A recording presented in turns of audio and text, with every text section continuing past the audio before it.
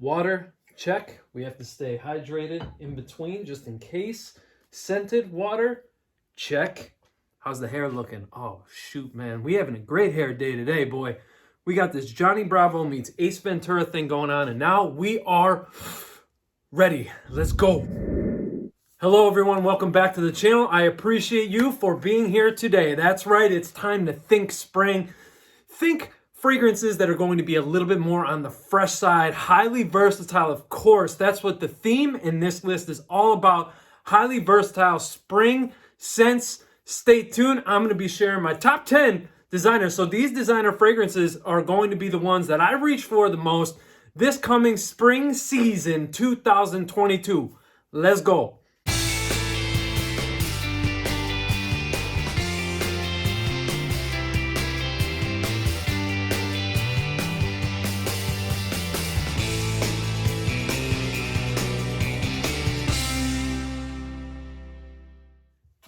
If you are new here and you're not used to high energy, let me explain myself. My name is Dave. This is Cali's Groom Room, and right here we talk about all things men's grooming and fragrance related. So do us both a favor because it's going to help me and you out. You'll see. Time will tell.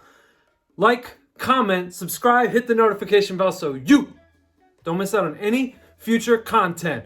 Before we hop into this list, because we're not like things in the past. We're not going to slow-mo right into it. No. We're going to get right into it. But first, before we do that, let me know. Comment. I want to know what some of your favorite springtime fragrances are. Maybe if you're feeling a little froggy and you want to hop, let me know your reasoning. Why? Let's hop into this list right now.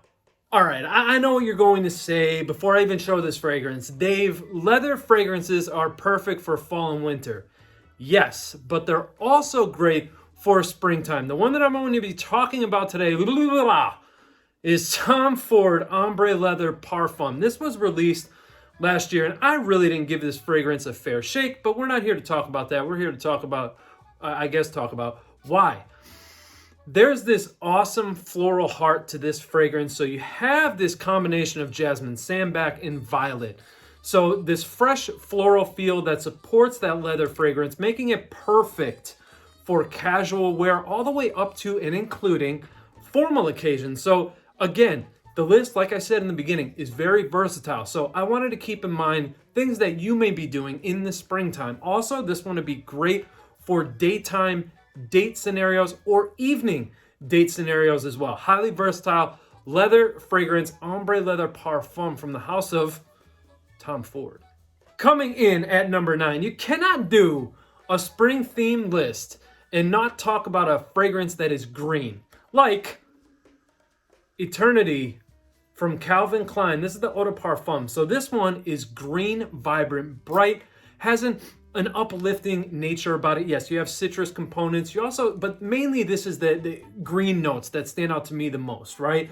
So think grassy, fresh greens, along with that bright citrus component that I was talking about. This is classified as a fougere. I don't get that much of a fougere vibe in this. Like I said, I get more of that bright citrus mixed with the fresh green notes that are within the fragrance. You definitely have lavender. You're going to detect it, but it's not as pronounced or as predominant as some other fougere fragrances, like one other one that I'll be talking about in a little bit. But when the time is right and appropriate, we'll be talking about that one. But for now, number 9 is Calvin Klein, Eternity for Men.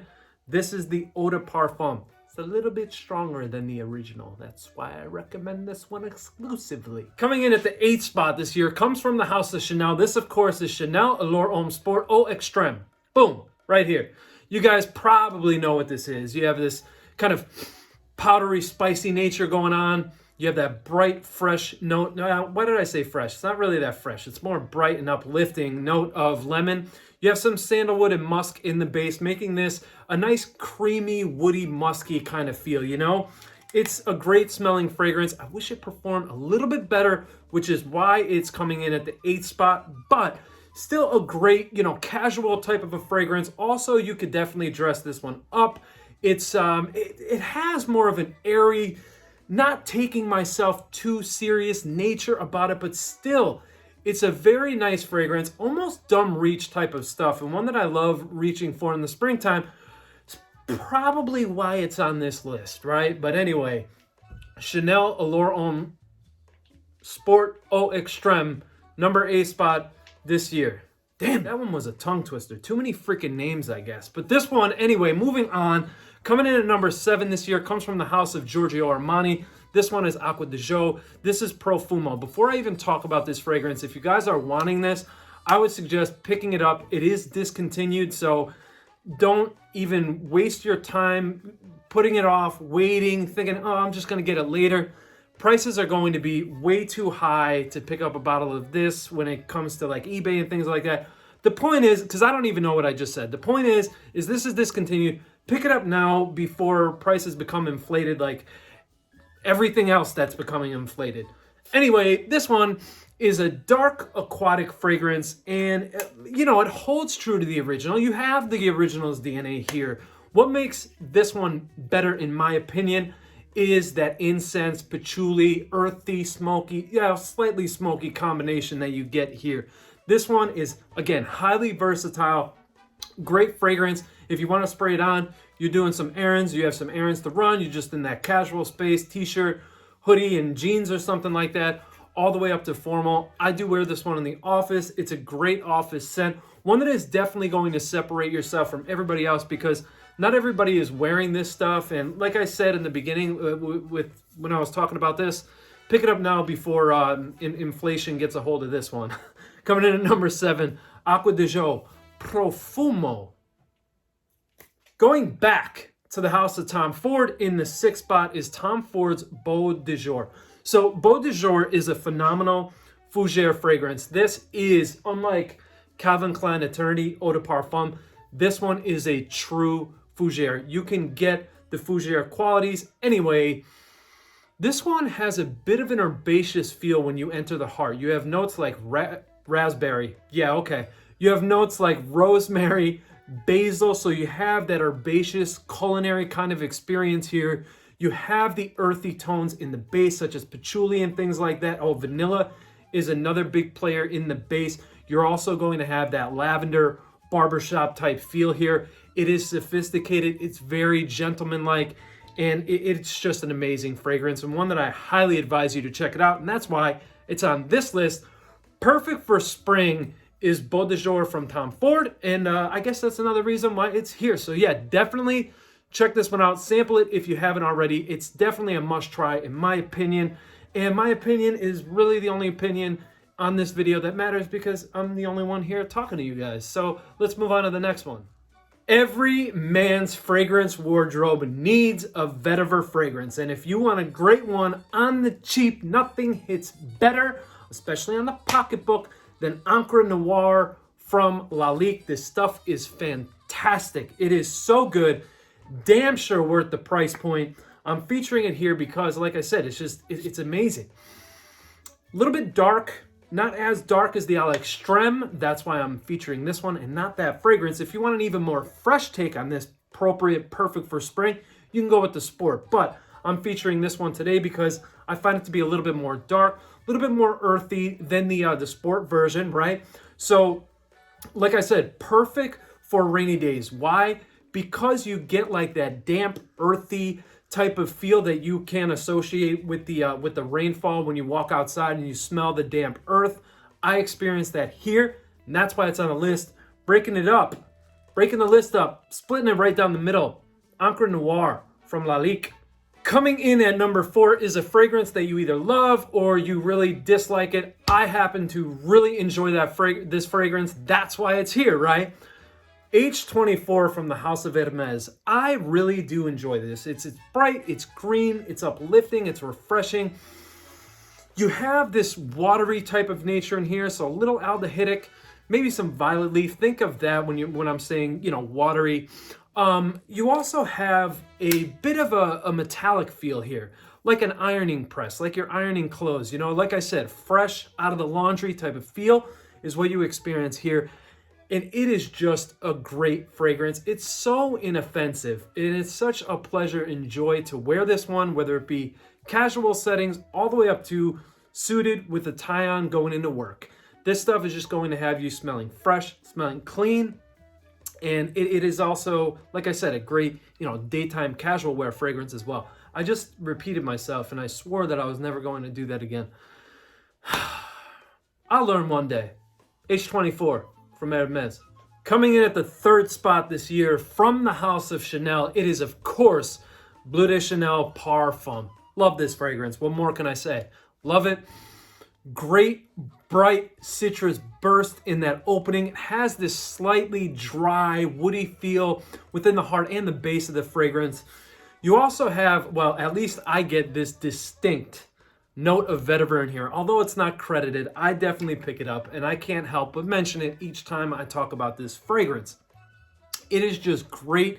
Signature scent worthy for the office. Signature scent worthy all year round, in my opinion. This is just a great fragrance. It's stunning. It's captivating. You guys know the drill when it comes to Bleu de Chanel.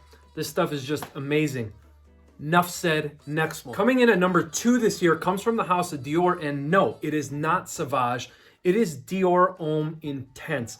This fragrance is incredible.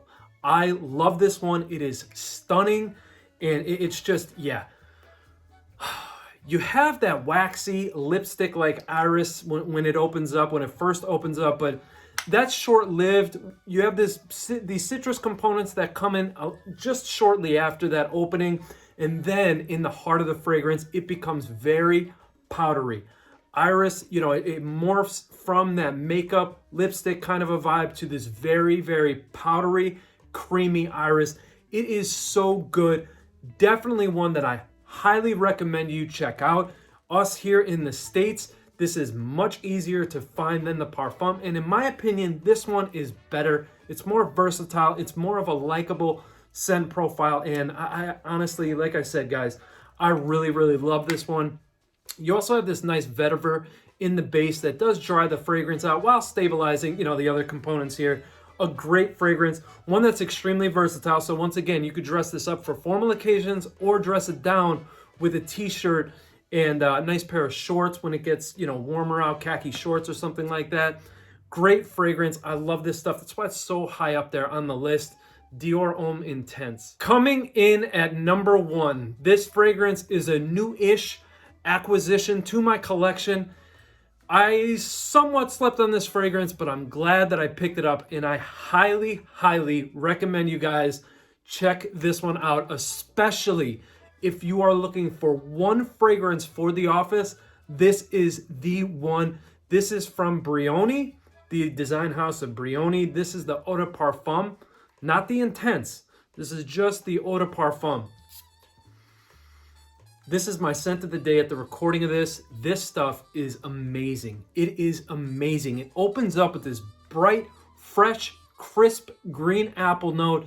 You have woods in here. You have a little bit of spice coming from the ambroxan, coming from the pink pepper. You have loads of cedar coming from this fragrance. Loads of cedar. You also have lots of musk too as well. So the base of the fragrance gets very, very musky. This stuff is phenomenal. If you guys have not checked this out, you're doing your nose and yourself a disservice. You need to try this any which way you can. Brioni Eau de Parfum is freaking amazing, and so are all of you for sticking with me. Stay in tune to hear my choices, my selections for spring. Let's wrap this video up. To conclude, I would love to know if you guys tried any of these fragrances. If you have, like or dislike, let me know in that comment section below. People do like to stop by and read those comments, so I would love it if you could drop me some love down there. I would love to hear your thoughts. And until next time, love each other, take care of each other, respect everyone. I love you guys. Thank you again. Take care. I'll see you soon. Peace.